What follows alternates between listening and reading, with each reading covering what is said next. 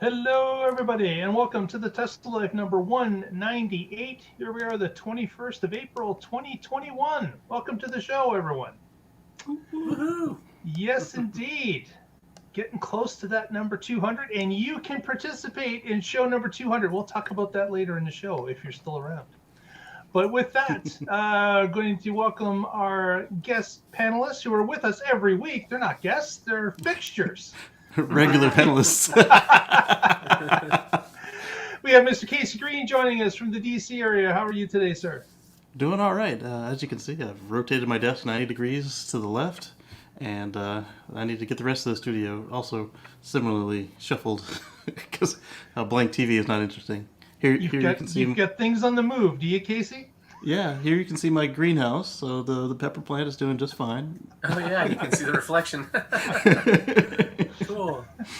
Yeah. Very good. Also joining us, as per regular, Mr. Patrick Connor joins us from the west coast of. Hello. How are you today, sir? I'm good. Yeah, I've got a little new addition here. My rainbow lightsaber.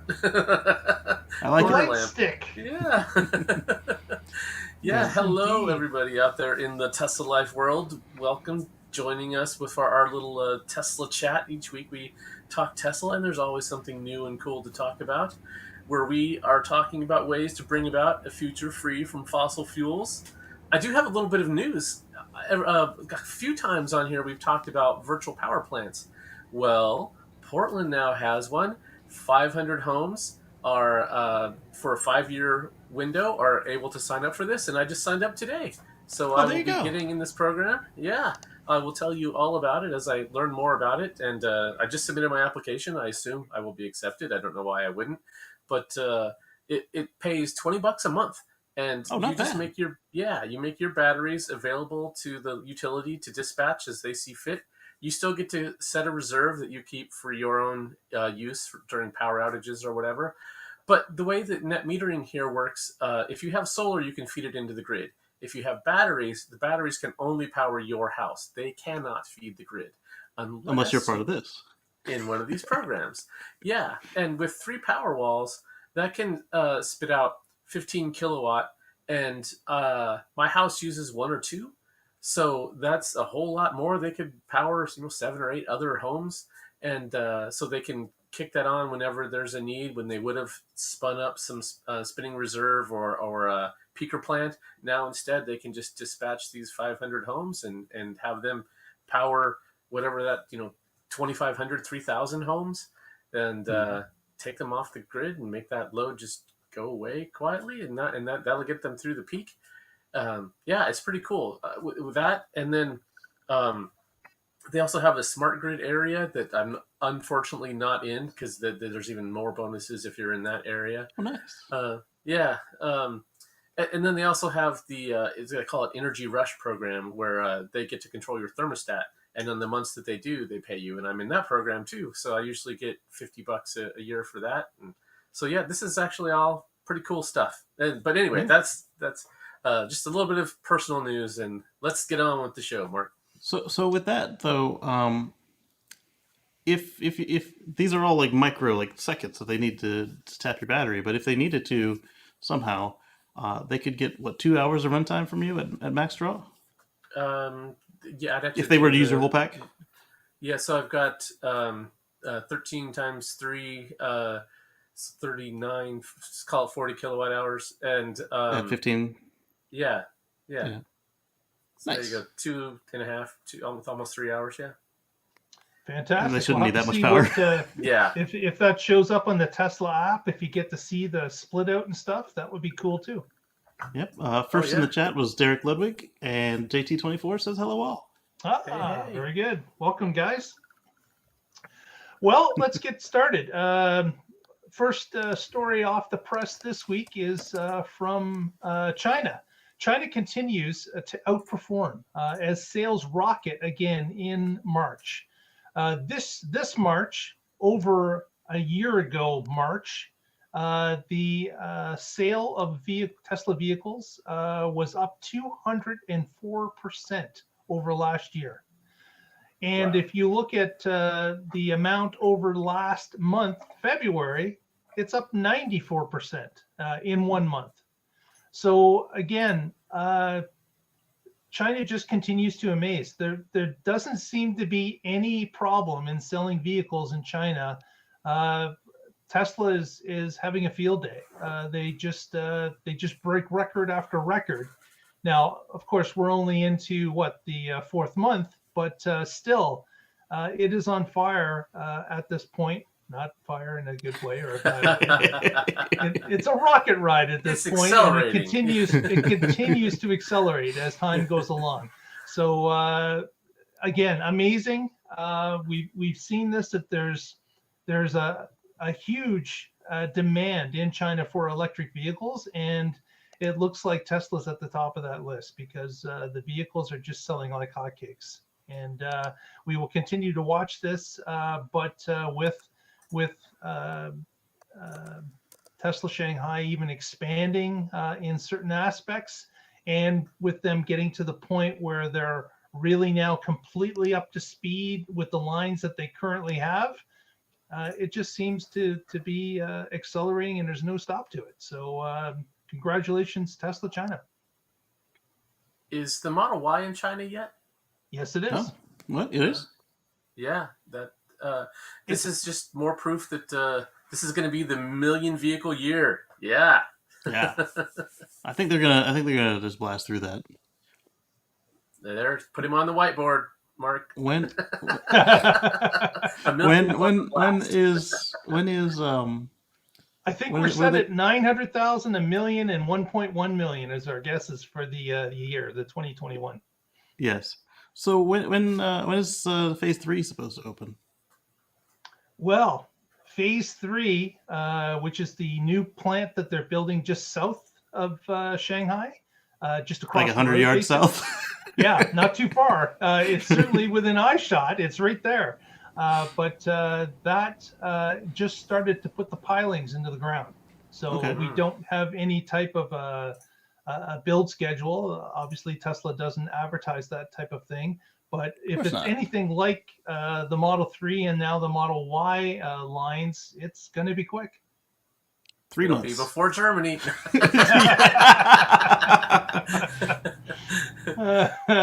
Yep. Yeah.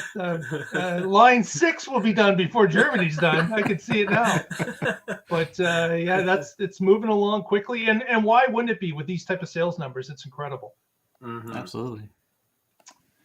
Well, with that, let's move on to, I guess it's a button we're waiting for, isn't it, Casey? More buttons. What's going on there? Gives the button. So I hope you weren't holding your breath after Elon said that it would be soon that we would see the FSD beta button in our service menus, because, per usual, the timeline has shifted. Usually they shift to the later, but occasionally with him they do shift up, but not this time. So what we've seen now is that he's announced via tweet that the FSD subscription is coming next month in May, and the beta button has slipped to May or June, and we'll see what happens from there. They're waiting for it to be 9999. They want it perfect before it launches, which, as a tester of their other beta products, I'm concerned by this. It's like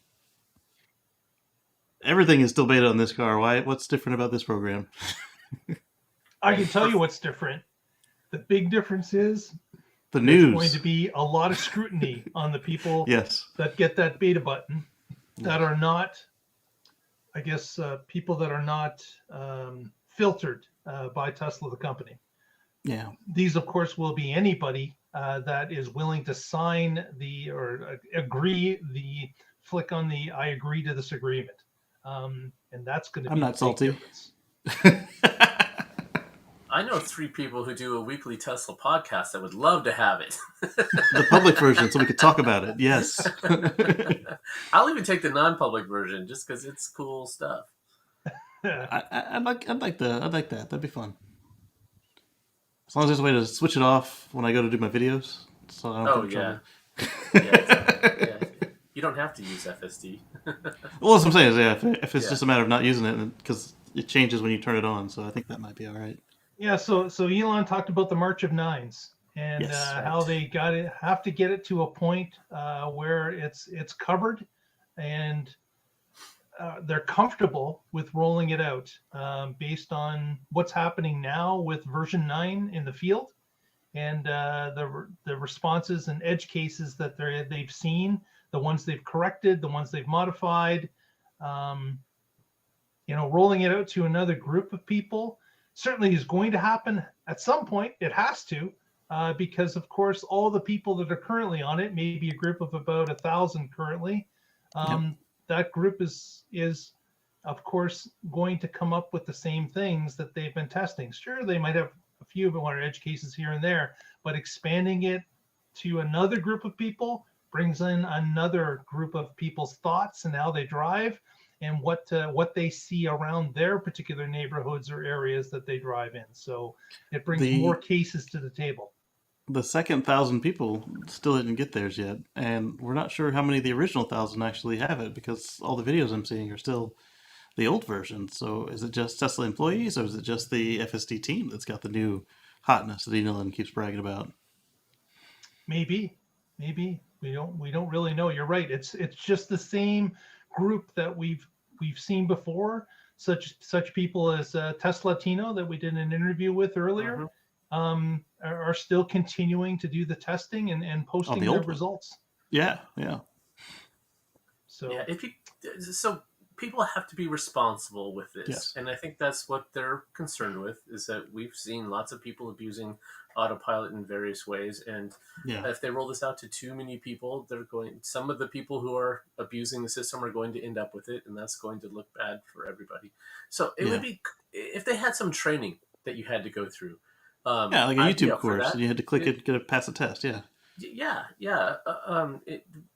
a great thought on how to do it in a way that it could scale well. That they need some way to make sure that people understand what they're getting into when it's this early, and that you have to be responsible behind the wheel. It's still an ADAS system, which means technically it's level 2.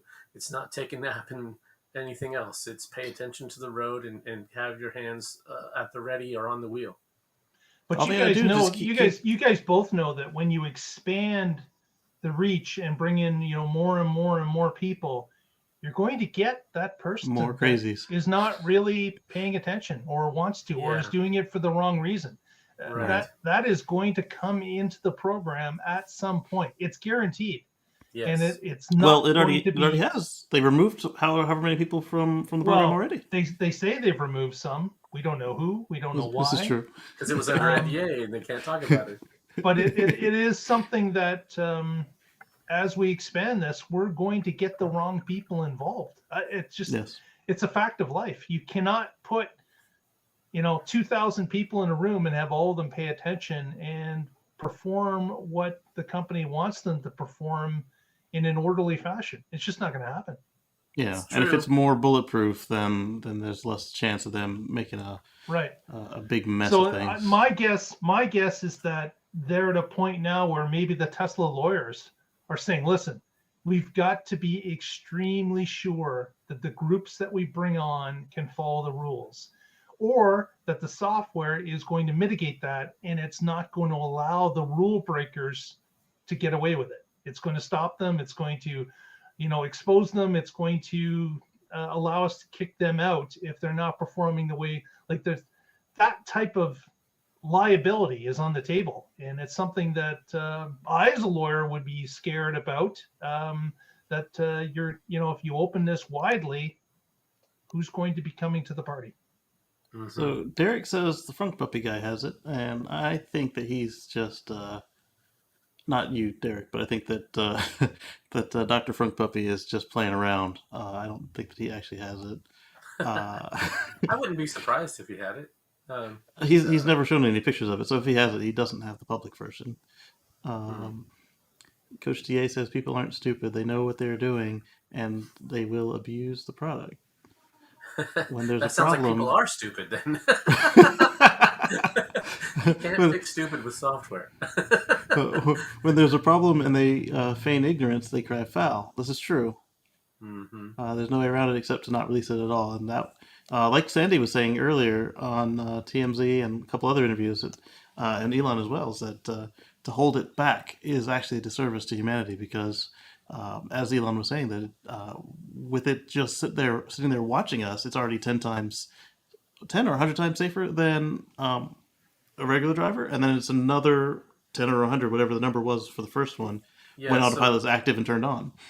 Tesla's recent safety report came out, and it says you are 10 times less likely to be in an accident when you have autopilot engaged than an average driver. And then a further 10 when you turn it on, yeah.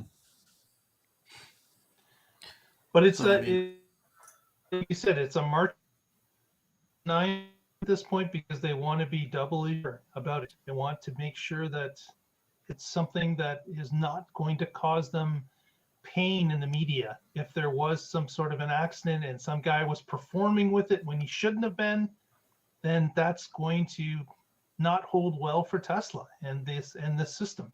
So I can see their hesitation. I know exactly why there is this hesitation. It makes sense. It just becomes a question of how many edge cases do they have to deal with? Right. How much is out there? How much has not been unearthed already? That's the question. Right. And that's why they need to roll it out, so they can find these edge cases with responsible humans behind the wheel, taking over when they need to. As Musk has said, all input is error, meaning that when you take over, they're collecting those reports. Those are going right into the training system so that they can learn how to better handle that situation. And they need to collect that data to make it better. I'm curious how they'll determine if the error was in the system or if it was because we changed our minds. It's like, ooh, donuts, I want to stop there. Right. Yes. Yeah. That's a good point. And I think they're going to look at those. That's one reason to keep it small, right? So you can have people physically reviewing each of those, looking at the logs, looking at the path it had planned, looking at what you did instead. Was it that something dangerous, or no? I would prefer to drive now, and you take over. Yeah. I just did a 3-hour drive this weekend, and there were a couple times where the car was doing fine, and I was being too nervous. And then there was a tree that I thought it didn't detect, and then a couple other times it was just a little too fast and loose with the steering around the country roads. But it actually would have been fine, and I was, And then there were 2 times where it was wrong, and I took over, and that was the right thing to do. So they would have to say, okay, these ones were false because he was nervous, but making me nervous is probably also error. And then these times he was right, and we need to fix this. Yeah. Yeah. Well, with that, we'll move on to our next story. Patrick's got it about the Model X refresh. Oh, that's right. I am so excited for the new Model X. So this is coming to us from Drive Tesla Canada, and it's titled First Plaid Tesla Model X Spotted at the Fremont Test Track. So as you all well know, if you've been following Tesla, that there are drones all around Fremont, people checking out anything new that pops out there. And, well, they spotted a Model X with the 22-inch slipstream wheels, and it was out there on the test track. And it was missing some of the badging, but then the red brake calipers were a good hint that this is not just your standard Model X. So it was out there with the semi, and we've seen some of the new S's out in the wild, probably employee vehicles, but this is the first of the Model X's that I'm aware of, and I know they were announced together, but I drive an X. I want to buy the new X, and so when this came out, I was like, oh, I definitely want to talk about this one. Did you guys see this, and what do you think? I saw it, and I really like it. It's not financially possible for me to go from the step refresh that I got to the real refresh. Whereas, hopefully, it'll happen soon enough. Yeah, I don't plan on updating until 2025. This was the first shot of it, right? This is the first shot of the refreshed. This is the Model first X render store, yeah. Yeah. So fantastic to see it out on the track. Again, as Patrick mentioned, they were announced together. but with this delay, hasn't been a whole lot of talk about the Model X at Right. all. Obviously, their first concern is getting the S approved and getting it into the hands of owners, and then the X most likely will follow, hopefully following the same path with a little bit less delay. I still think Right. there's going to be a Plaid Plus X. Ooh, Could even be. better. Could I don't know Because that I first- need all that performance, but I'm I'd okay love with it. it out there. Well, I mean, when you look at it this way, the X looked like it was on the chopping block the whole time they were talking about and showing off, or not showing off, but spy shotting the S Plaid, and then it came to hey, it's getting an upgrade and it's getting Plaid. So I think that they'll just silently roll out a X Plaid Plus as well. Yeah, why not? If it gives them an upgrade, that's more revenue for Tesla. It's a higher performance vehicle. It's win-win. It'd be more compelling for me coming from a P100D to not just, I guess, light bump. I'd like to get a jump. Well, I'm in a 90D, so anything from there, it's all up. So This is true. Exactly. yeah, Exactly. Well, the next story of the week, I want to talk a little bit about a publication called Autotrader, which has published a list of the 10 best electric cars to buy in 2021. Now, what's interesting on this list is that we've got a list of 10 cars, such as, the Chevy Bolt, the new, what is it, the EUC? I forget, the Bolt, slightly larger brother of the regular Bolt.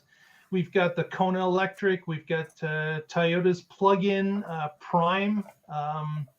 We've got 10 cars that are listed as the best electric cars in 21 to buy if you're looking for an EV.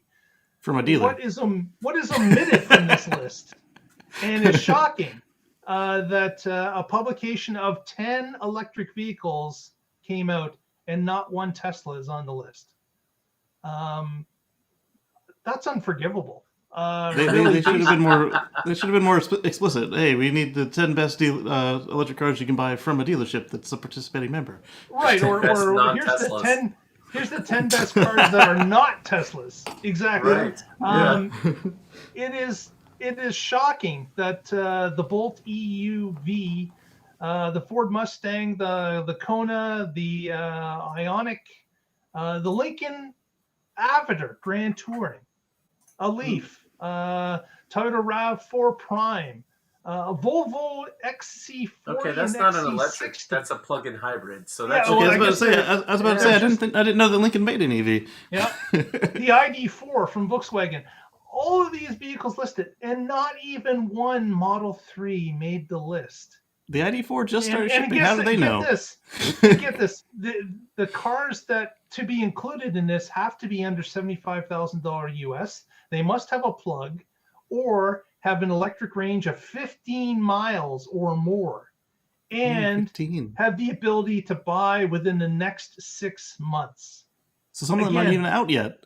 This list is criminal. It is definitely a hit piece that's been designed to exclude Tesla for whatever reason.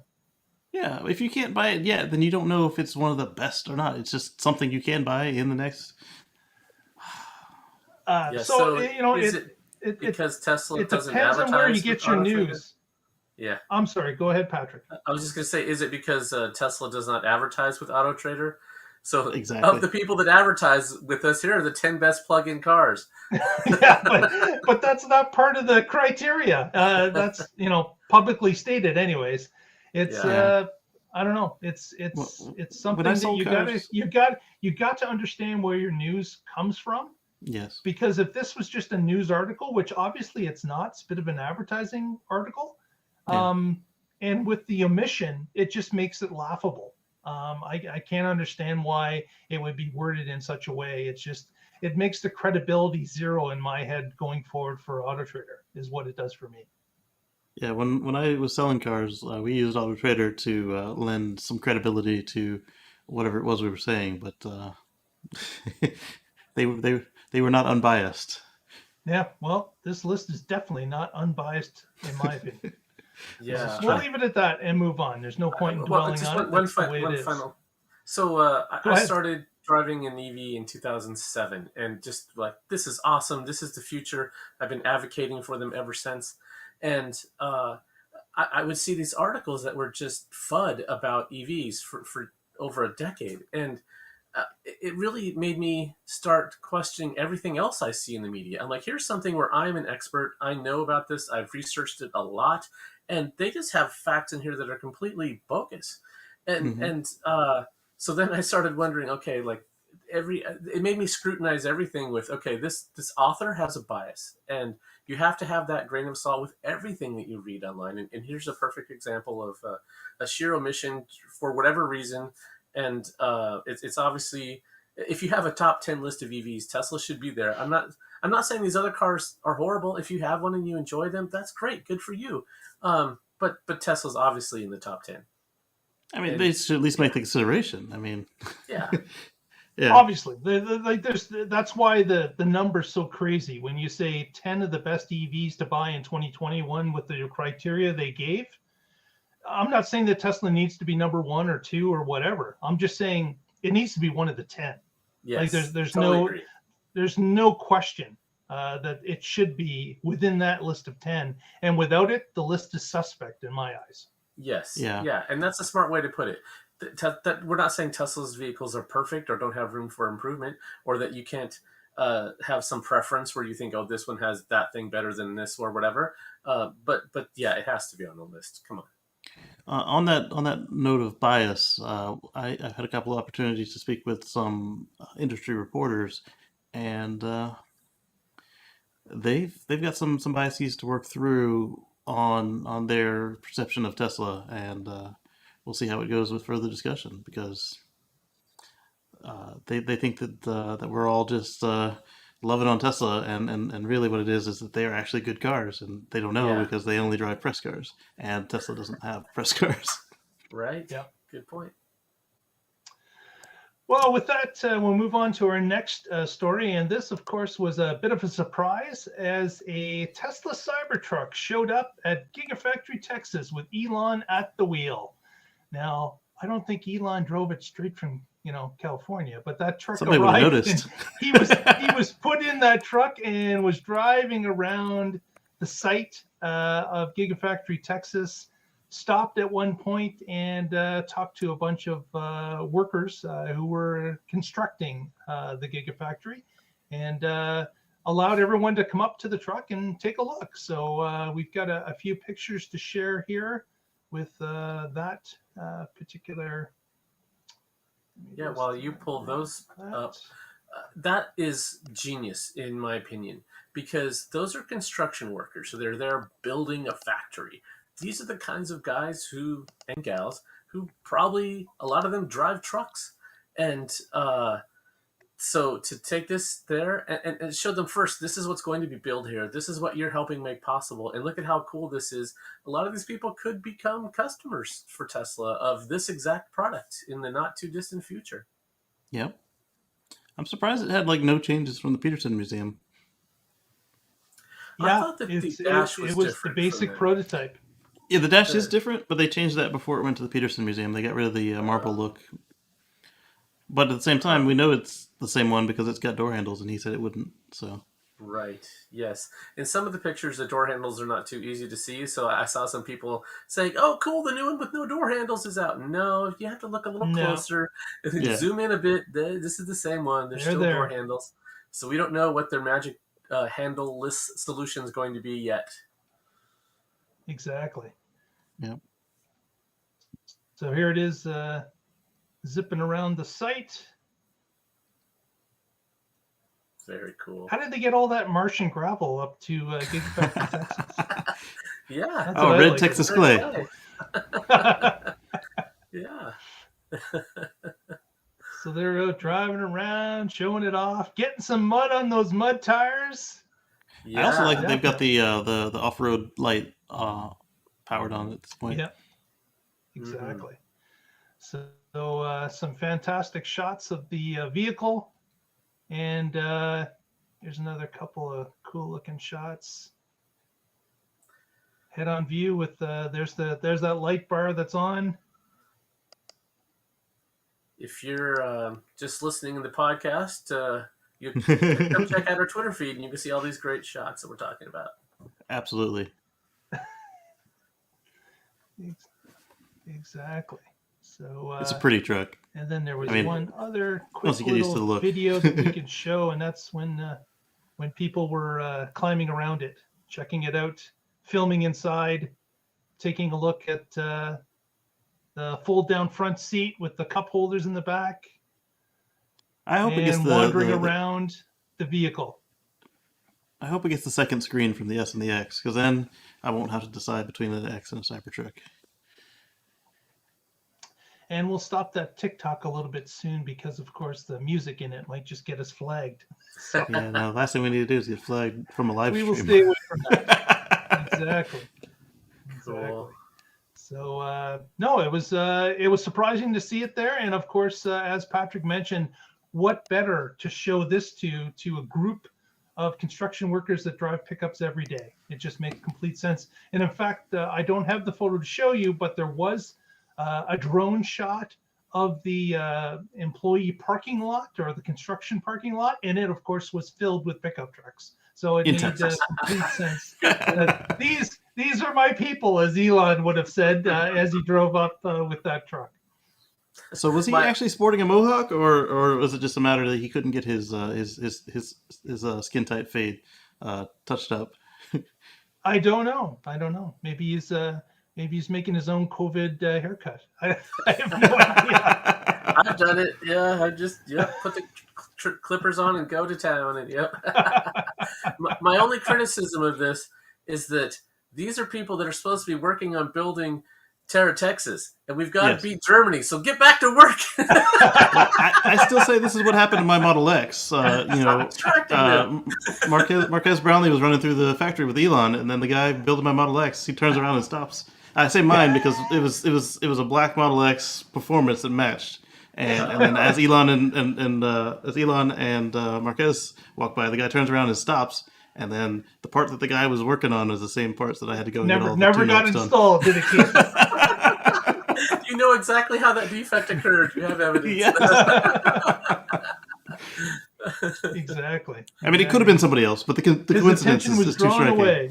Yeah. I don't believe in coincidence. I'm sure that was it. Well, let's move on to another story based out of Texas, kind of, that Casey's Texas. What's happening there? So our friends at the NASA Artemis program had to pick something to get their mission underway, and they couldn't pick too much. They didn't have any flexibility in their budget, so they went with the lowest bidder, which was SpaceX.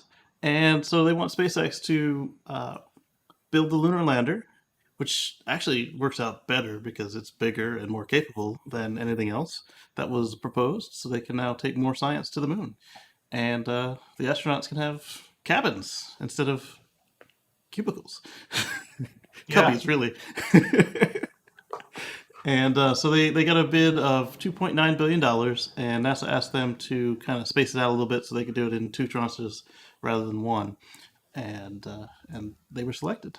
And a couple senators are grumbling about it, but at the same time, they're the same ones who didn't open the purse a little bit more. So they should sit down and shut up. Bam! Tell us how you really feel, Casey. Well, I mean, it would make sense to have, just like Elon's always saying, and a couple others are always saying, is you dual source it. That way, if something happens, you've got a backup ready to go, even if it's not as capable as one or the other. So, full disclosure, I work for a company that was competing that was not selected. Yeah, so $2.9 billion with a B dollars. Yes. Gets the funding. So that is certainly going to help with the Starship cause, is it not? That's definitely going to push along their program. Like it's not going fast enough now, but right. Money certainly helps grease the wheels, make things go faster and more smoother. So I'm sure that's a huge win for the SpaceX program. Yeah, and it's really just there are a lot of modifications, but it's really basically a regular Starship. It's just it's got some extra accessories and a different interior Yeah, layout. exactly. Yeah. So different setups in the same shell Yeah. will be used for the lunar. And one thing that I found kind of interesting was that the lunar lander is going to be painted white. Yes.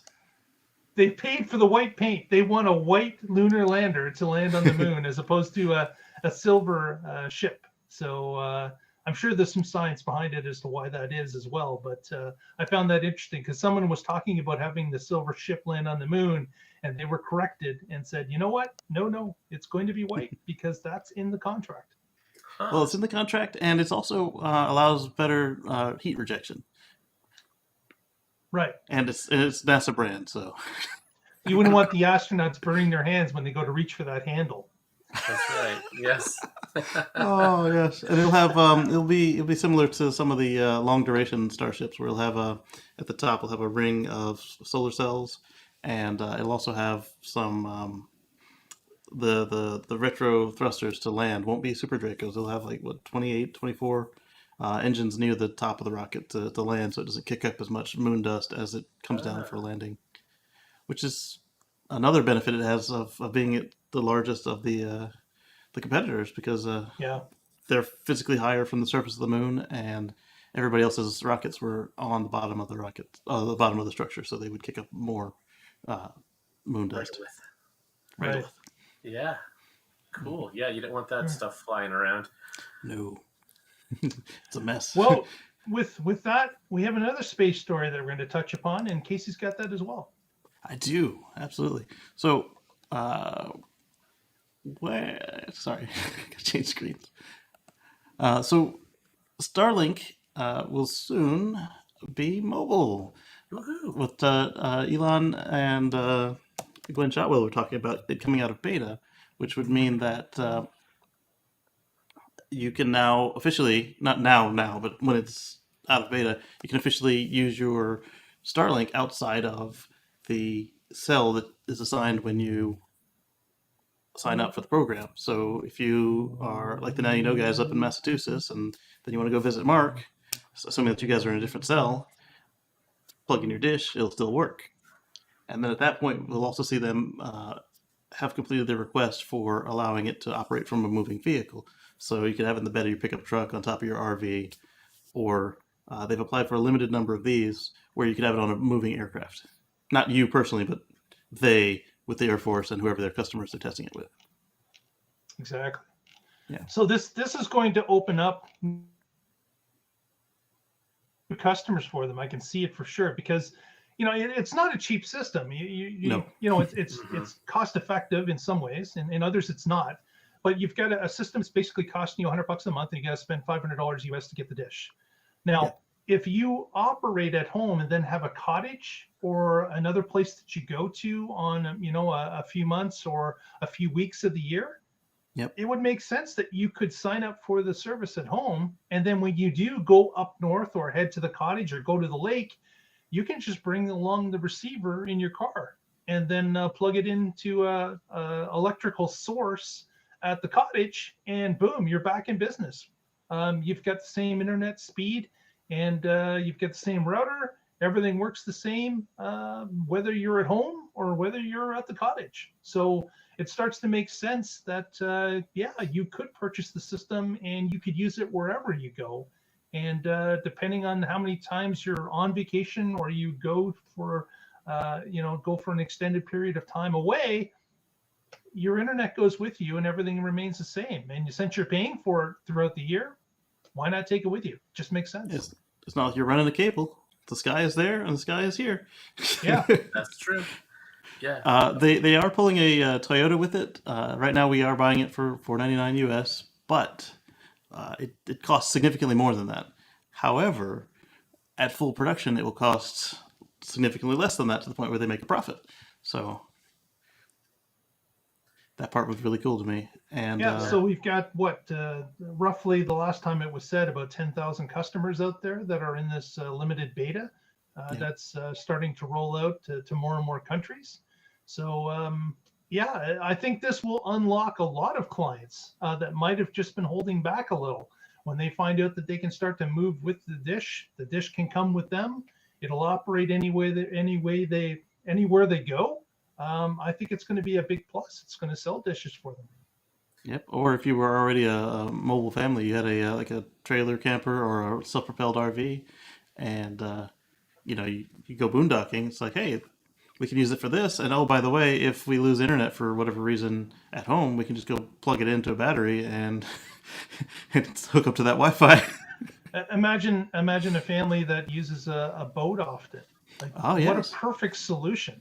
And anytime you come into a port, you just find an electric socket, plug it in, or plug it into solar, and you've got yourself high-speed internet, whether you're at dock in a different country or on the high seas. Doesn't matter. Yeah. There's a family I follow that they are sailing the world, and well, they're not going very far, very fast right now because of COVID protocol. But there will be times where they drop out, and then the video gets out of sync with real life because they got to wait till they can upload it, because you can't upload it. Well, you can, but they can't afford to upload a video over the existing satellite connections because Exactly. it's HD video.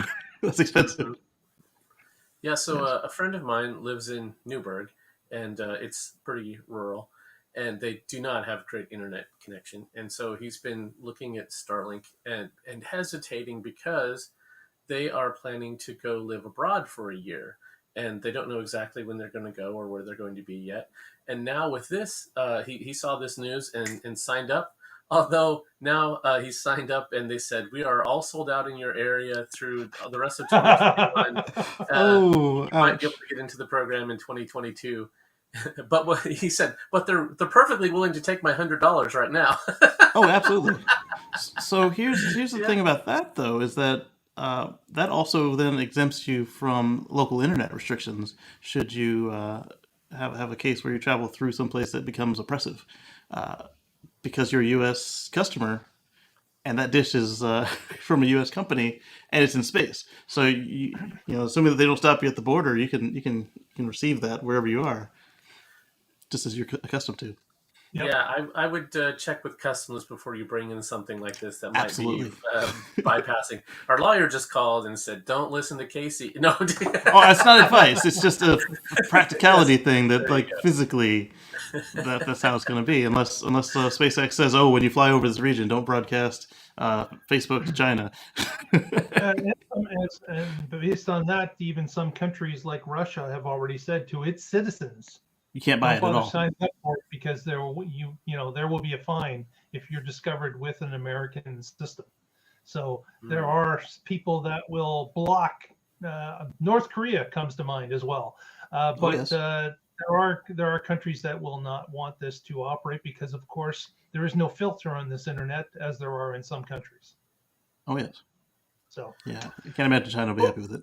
But with that, we'll start to see this roll out even more. And Australia actually is another region that just opened up. And apparently, Tesla's working with the Australian school group in Australia to bring this internet to a very rural area for this particular school board. So Sort of like we saw in plus. Canada. Yep, Yeah. another plus. With that, it appears. Speaking of the other Korea, South Korea, it appears that fun they Korea. will be the first. They will be the first to get the Model Y outside of a North American customer. This was China. discovered down at the San Francisco docks, where, of course, Tesla cars are bunched up together and put on boats and sent across the ocean. Somebody was checking out the cars that were in a particular lot. Don't know how this happened, but they were actually looking and they saw that on a number of the Model Ys, there was designation stickers on those cars with the South Korean approval that has to be done before they're shipped to South Korea. So it appears that these vehicles that were being ready to be loaded up onto a boat will be going to South Korea, and these Model Ys will be one of the firsts that will be given to anyone outside of North America. So if you are in South Korea and have an order for a Model Y, it may be on its way across the ocean right now. It's odd that they didn't ship them from China. It's coming from San Exactly. Francisco. Yep. Yeah. There's obviously there's something going on because they just outlined that Model 3s are now starting to flow from China to Australia. And some of those cars have started to see a price drop because of the efficiencies at Shanghai. So they're using Shanghai in Europe. They're now using it in Australia. And I only see that trend continuing based on the geography as to where those cars are made.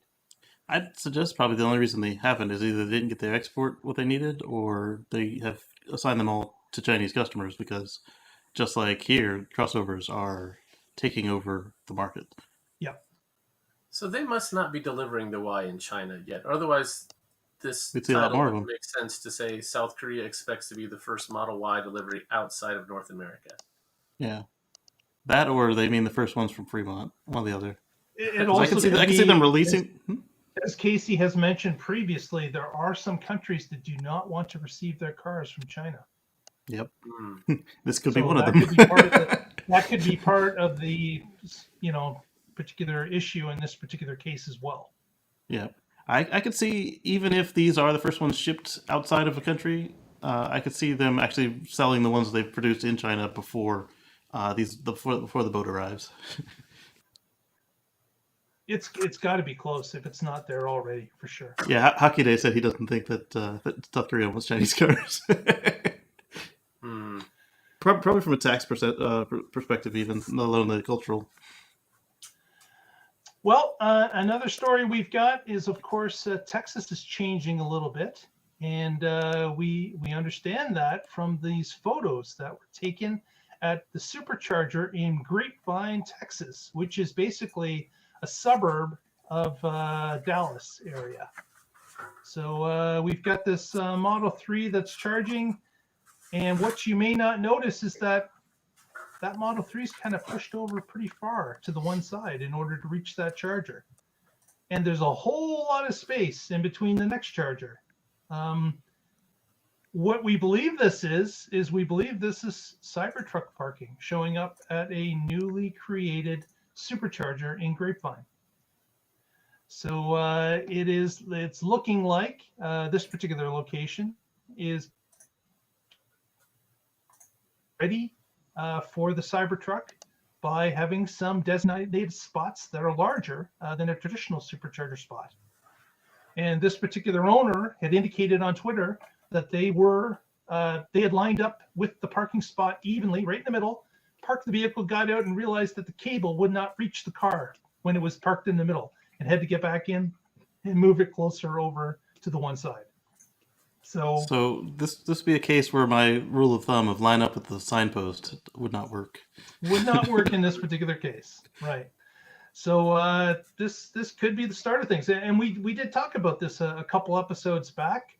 That it might work for Cybertrucks, superchargers that are rolling out, or are keeping the Cybertruck in mind as they're producing them, because it is a large, wide vehicle, and it's going to be, it's definitely going to be infringing on the lines of a regular supercharger, not this particular one, but a regular one. It's going to be running over the lines because of its girth that the vehicle has. So hopefully by the time that thing rolls out, they update the signs with a little Cybertruck profile icon. And so then you just line your middle of your Cybertruck up with the sign, and you'll be good to go. There you go. Cool stuff. So we will see if that progresses more with other superchargers that start to build out. It should be fairly obvious when we get some of these photos. If you don't and haven't already, please follow us throughout the week on our Twitter feed. That is at the Tesla Life, and you can also follow us on our feed on Facebook, which is the Tesla Life #1. And Patrick curates that for us, and we appreciate that. Thank you, Patrick. Sure. And we will certainly throughout the week, we keep up to date on the changes that are happening, and you can see them as they happen by following those two feeds yourself. With that, Patrick's got our next story, and this one's Fiery. Kind of a mixed bag, isn't it? Yes. Yeah. So we've covered a lot of stories in Texas, and this is one that we cannot ignore. There was a crash in Texas of a Tesla, and 2 people lost their lives in that, and that is a tragedy. It And is. we're all part of the Tesla community, and we don't want to see people, anybody, or especially our community or anybody die like this. This is horrible. So, as you all know, that if there are hundreds of thousands of crashes every year. A lot of them are fatal, and most of them don't make the news. However, if there's a Tesla involved, it's going to make the news, and that's just the two-edged sword of Tesla having a lot of attention from the media. And let's go through some of the facts that we know. There was a crash. It was a 2019 Tesla Model X. The lives of 2 S. individuals were claimed. Model S, sorry. Yeah. Yeah. A 59-year-old and a 69-year-old. This has been covered by local and national news, and a lot of them have jumped to conclusions about things. And the Tesla defenders have come out with their hypotheses, and so have the Tesla detractors. And there's just a whole lot of speculation that's been going on. So there were some comments that. Can I interrupt? Sure, go ahead. The news is jumping to conclusions because they do what they always do and take everything the police say at face value. The constable on the scene mentioned that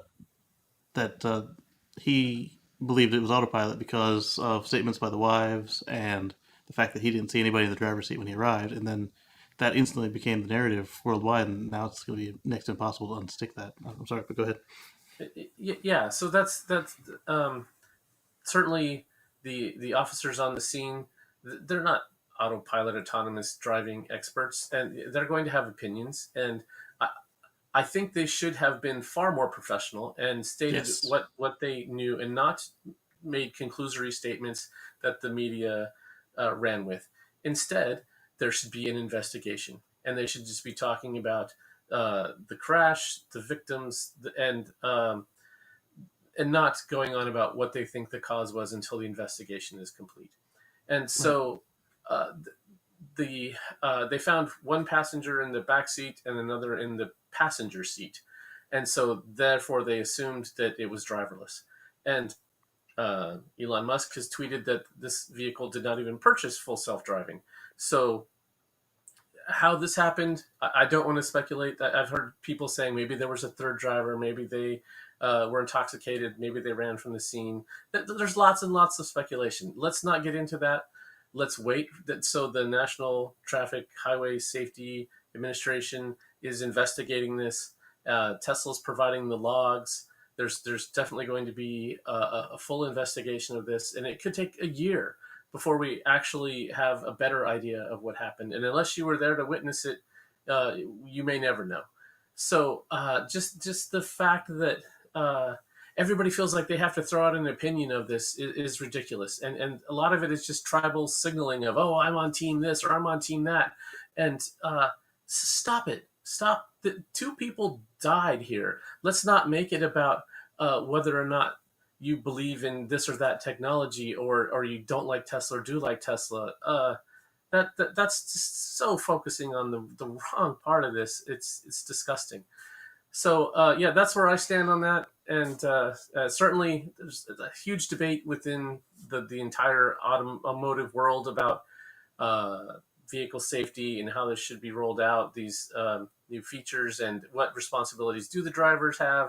And I would really like to know more about what happened here, because the road they were on is a quarter mile. It's a flag lot with several homes on it, so it's effectively a long driveway, and not the kind of place where you could even engage this sort of thing. So we'll know more when the logs are analyzed.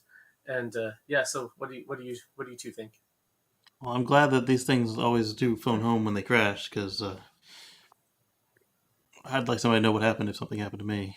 And I'm wondering if this is one of those. There's a lot of car guys there, also lawmen, that they don't believe in anything new. So I'm wondering if he saw the empty seat and just jumped to the conclusion, oh, it's one of them newfangled Teslas. It must have been doing one of them their TikToks. And at their ages, I mean, I'm half their age, and I can't easily jump to the back of the car while it's moving if I were to try something like that, because I'm just not that flexible anymore.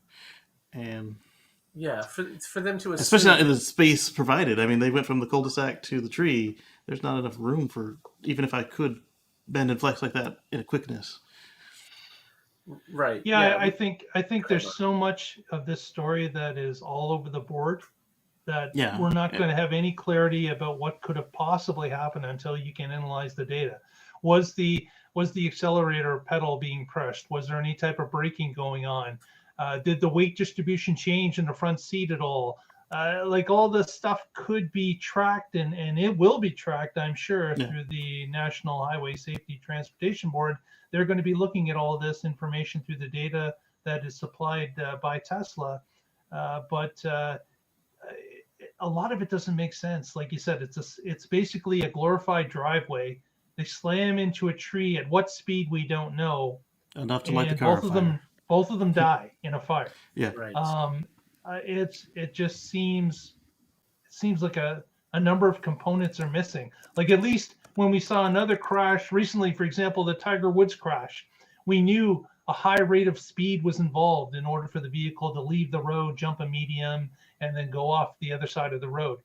In this, in a glorified driveway, Teslas can pick up a lot of speed if you're depress that accelerator, or as Casey calls it, the lightning pedal. Will jump. But we're not going to know that until the data comes in and is analyzed. So at this point, it's pure speculation.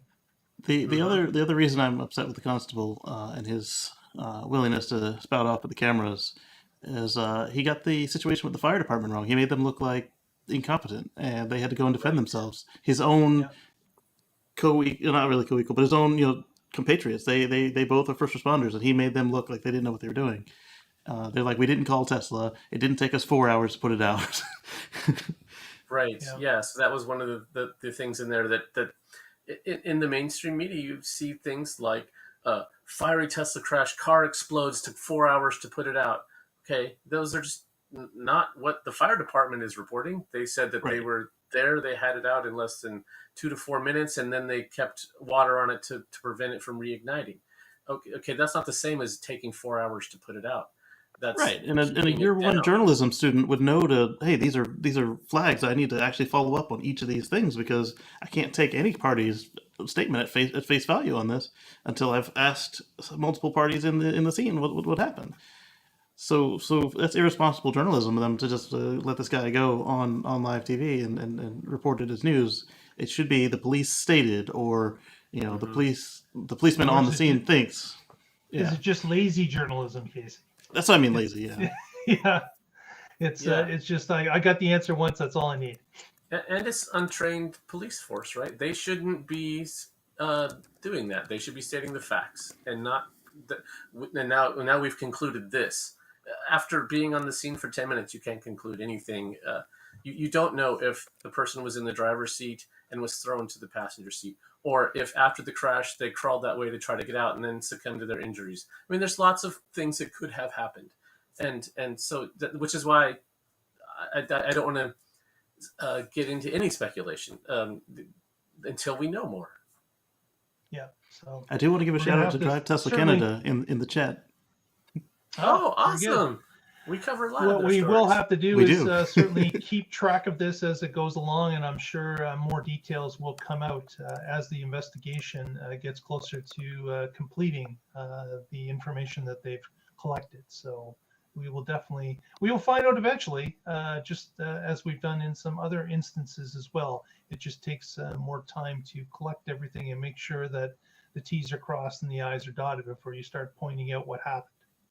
Yeah, thanks to folks like Drive Tesla Canada and our other industry reporters, we'll actually get the story. It just won't necessarily make its way around the world. Like I was learning about it in the Thai language because of how quickly bad news can spread. Mm-hmm. Yeah, you're right, Casey. So when the truth comes out, it's not going to be a bunch of clickbait headlines. So 6 months, a year from now, when we do know the truth, the Tesla community will share that data and we'll know it. But your Uncle Joe who hates autonomous cars is going to be like, oh, those things kill people. I saw this story. 3 years from now, you'll still be correcting it. Yeah, exactly. Yeah. You said, Patrick, it's a double-edged sword when it comes to Tesla. They do get a lot of free publicity, but they also, die by the sword as well, as what happened in this particular. The truth died before it was even released. So it's something that Tesla has to live with both ways. Very true. With that, I wanted to ask you out there, if you haven't already, please give us a thumbs up on this video. That helps us immensely. If you haven't subscribed already, please do so.